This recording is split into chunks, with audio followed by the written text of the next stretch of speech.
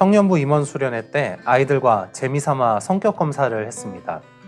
전문가에게 받는 검증된 검사는 아니었지만 그래도 150개나 되는 문항에 정성껏 답을 달고 각자가 다르게 나온 결과를 서로 보여주며 자기를 소개하고 서로의 다름을 알아갔습니다. 특별히 높게 나온 수치나 지나치게 낮게 나온 수치를 따로 보여주었는데 한 검사 결과를 보고 그곳에 있는 모두가 깜짝 놀랐습니다. 0점이 나온 항목이 있었는데 그게 바로 겸손이었습니다. 도대체 이 사람이 얼마나 교만하길래 겸손을 나타내는 수치가 0점이 나온 걸까요? 그게 바로 저였습니다. 이 사실을 저의 아버지도 다 알고 계셨던 것 같습니다. 제가 신학대학원에 입학하기 전날 저를 부르셔서 백현아, 목회자에게 가장 중요한 것이 무엇이라 생각하니? 하고 물으셨습니다. 잠깐 생각하다가 제가 대답했습니다. 설교가 중요한 것 같습니다. 그랬더니 이렇게 말씀하셨습니다. 아빠는 겸손이라고 생각해. 하나님 앞에 겸손하면 하나님의 말씀을 잘 듣고 잘 전할 거고 사람 앞에 겸손하면 그 사람을 잘 사랑할 수 있을 거야. 저는 이것이 저를 가장 잘 아시고 저를 누구보다 사랑하시는 하나님께서 목회자 후보생인 저에게 하신 중요한 당부로 받았습니다. 그러나 저는 여전히 교만하고 매일 겸손을 노력하는 중입니다. 디모데전서 1장 15절에서 사도 바울은 극도의 겸손을 보입니다. 나는 죄인 중에 괴수라. 그런데 빌립보서 3장 17절을 보면 그 반대의 모습을 보는 것 같습니다. 나를 본받으라. 이러한 사도 바울의 상반된 태도 변화는 자기 상태가 변한 것이 아니라 대하는 상대가 달라졌기 때문입니다. 하나님 앞에서는 겸손하고 세상 가운데에서는 꼿꼿했던 바울의 모습을 잘 드러내는 말입니다. 성경에서 가장 꼿꼿하게 솟은 나무는 백향목입니다. 백향목은 지중해의 동부 산악지대에 자생하는 소나무과 상록 침엽 교목으로 다 자라면 그 둘레는 10m 정도로 높이는 무려 40m에 이릅니다. 아파트 15층 높이나 되죠. 고산지대에서 추위를 견디며 자라나기에 나무 질은 곱고 단단하며 그 수피에서 향기로운 송진을 분비하여 백향목이라고 합니다. 이 송진에는 방부제와 방충제가 함유되어 있어 고대 로마에서는 종이에 백향목 송진을 발라 책에 좀이 쓰는 것을 막기도 했습니다. 향이 좋고 해충에도 강한 특성으로 성전이나 왕궁 건축 혹은 배를 만드는 데 매우 적합했습니다. 수목의 왕이라 불리는 백향목은 힘찬 기상과 아름다움을 나타내며 의인의 번성을 상징합니다. 때로는 교만과 사치를 대변하기도 했습니다. 레바논을 특산지로 하는 백향목은 레바논 시더, 레바논 삼나무 등으로도 불립니다. 레바논의 국기를 보면 가운데 초록색 나무가 있는데 이 나무가 백향목입니다.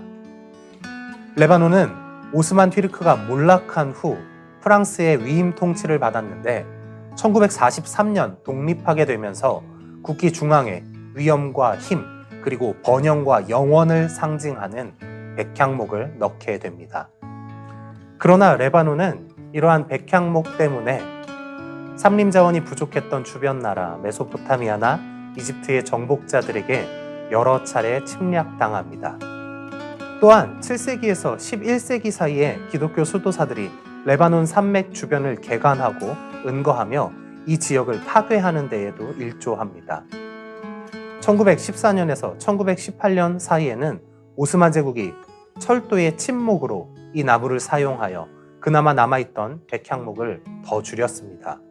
이러한 벌목과 기후 변화로 인해 한때 레바논 산림 대부분을 차지했던 백향목 숲은 현재 12개밖에 남지 않아 유네스코 세계자연유산으로 지정되어 보호받고 있습니다.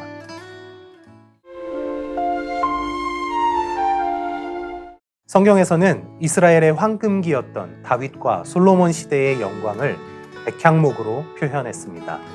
특히 솔로몬의 업적 중에 가장 위대한 업적이라 하면 성전 건축과 왕궁 건축이었는데요.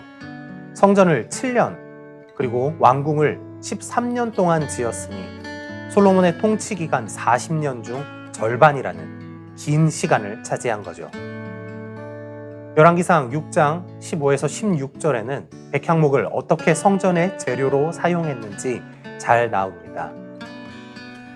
백향목 널판으로 성전의 안벽, 곧 성전 마루에서 천장까지의 벽에 입히고, 또 잣나무 널판으로 성전 마루를 놓고, 또 성전 뒤쪽에서부터 20규빗 되는 곳에 마루에서 천장까지 백향목 널판으로 가로막아 성전의 내소, 곧 지성소를 만들었으며, 성전의 벽과 천장, 그리고 가장 중요한 장소인 지성소를 백향목으로 만듭니다.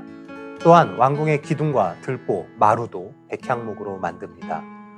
거룩한 하나님의 전을 건축하는데 가장 좋은 것을 드리고 싶은 마음입니다. 하지만 이렇게 선한 마음과 동시에 솔로몬 제국의 영화를 열방에 알리고 싶은 교만함도 있었을 것입니다. 열왕기상 9장에 보면 여호와의 성전과 왕궁을 짓기 위해 솔로몬은 지금의 레바논인 두로의 왕 히람과 계약을 맺고 백향목과 잣나무를 벌채하였고, 역대하 2장에 따르면 두로 왕 히람은 지중해에 뗏목을 띄워 벌목한 백향목을 운반해 줍니다. 그런데 열왕기상 9장 12에서 13절을 보면 솔로몬이 백향목의 값으로 준 땅을 두로 왕 히람이 마음에 들지 않아 가불 땅이라고 부릅니다. 이는 쓸모없이 버려진 땅이라는 뜻입니다. 백향목을 마땅한 대가를 지불하고 가져왔다기보다는 헐값에 뺏어온 것으로 보입니다. 하박국 2장 17절을 보면 유다를 향해 레바논에 강포를 행한 것이 내게로 돌아올 것이라 예언했는데, 이는 솔로몬이 성전과 왕궁을 건축하기 위해 들여온 백향목을 말하는 것으로 보이며, 당시 부강했던 이스라엘도 레바논에서 백향목을 빼앗아간 주변 나라 중 하나였음을 보여주고 있습니다. 예레미야 22장 15절에는 남유다 말기, 유다가 망해가는 상황에도 화려한 궁전만 짓고 있던 여호야김의 교만을 책망하시며 이렇게 말씀하십니다. 내가 백향목을 많이 사용하며 왕이 될 수 있겠느냐? 우리의 번영이, 우리의 성공이, 우리에게 주어진 풍요가 얼마나 우리를 교만하게 하여 하나님 앞에 죄가 될 수 있는지 잘 보여줍니다. 우리가 백향목을 통해 배워야 할 것은 백향목이 하나님이 거하시는 곳인 성전을 떠받드는 기둥이 된다는 사실입니다. 성전은 교회 건물이 아닙니다.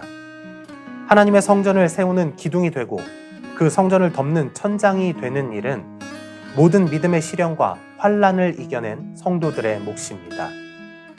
세상 가운데 꿋꿋이 서서 믿음으로 죄의 유혹을 이겨내며 삶의 고난을 버텨낸 자들을 하나님은 찾아오시어 주님 거하실 성전으로 삼으십니다. 백향목은 추위를 견디고 바람을 이겨내며 자랍니다. 단단하고 우거진 나무로 자라 성전의 재료로 사용되기까지 수백 년이 걸립니다. 얼마간 성장하다 마는 것이 아니라 쉬지 않고 성장합니다. 이는 의인의 성장을 의미합니다. 어느 정도 성장했다고 해서 우리의 믿음은 완성되지 않습니다. 의인은 계속해서 성장해야 합니다.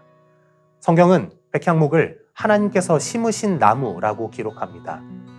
여호와의 나무에는 물이 흡족함이여 곧 그가 심으신 레바논 백향목들이로다. 주께서 심으신 백향목은 세상의 공급에 의존하지 않고 하나님께서 주시는 물과 양분을 받아먹고 삽니다. 조금씩이지만 오직 주님으로 인해 끊임없이 자라나며 주님의 성전이 되어 세상 가운데 큰 백향목 숲을 이루시는 저와 여러분들이 되기를 바랍니다.